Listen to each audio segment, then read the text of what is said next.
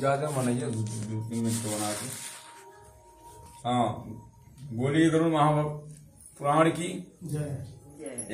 11वां महाअध्याय की जय। गरुड़राज महाराज की जय। दादा श्री की जय।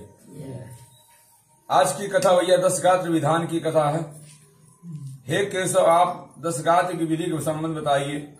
इसके करने से कौन सा पुण्य प्राप्त होता है और पुत्र के अभाव में इनको किसे करना चाहिए। श्री भगवान बोले, हे ताचे, हे गरुड़राज, अब मैं 10 गात्र विधि को तुमसे कहता हूँ। 10 गात्र जिसे कहते हैं आप लोग, जिसको करने से सत्पुत्र मृत्यु ऋण से मुक्त हो जाता है। पुत्र पिता के मरने पर शोक का परित्याग करके धैर्य धारण कर सात्विक भाव से समन्वित होकर पिता का पिंडदान आदि कर्म करे।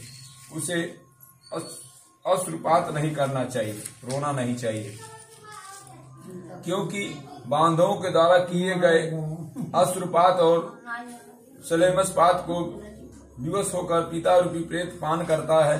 इसलिए इस समय निरर्थक शोक करके रोना नहीं चाहिए। यदि मनुष्य हजारों वर्ष रात दिन शोक करता रहे तो भी मृत प्राणी कहीं भी दिखाई नहीं पड़ सकता। कितना भी रोए को मिलने वाले नहीं है। जिसकी उत्पत्ति हुई उसकी मृत्यु सुनिश्चित है, जिसकी मृत्यु हुई है उनका जन्म निश्चित है। इसलिए बुद्धिमान को इस असंभावी जन्म मृत्यु के विषय में शोक नहीं करना, चिंता नहीं करना चाहिए। ऐसा कोई दैवी और मानवीय उपाय नहीं है कि जिसके द्वारा मृत्यु को प्राप्त हुआ व्यक्ति पुनः वहां वापस आ सके। कोई देवी देवता हाथ में नहीं है कि वापस प्राण को लाग दे दे।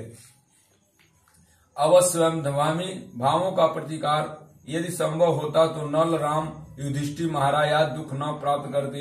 इस समय में सदा के लिए किसी के व्यक्ति के साथ रहना असंभव नहीं है। जब अपने शरीर के साथ भी जीवात्मा सार्वकालिक संबंध संभव नहीं है तो फिर अन्य जनों के आत्यंतिक स्वास की बात क्या है।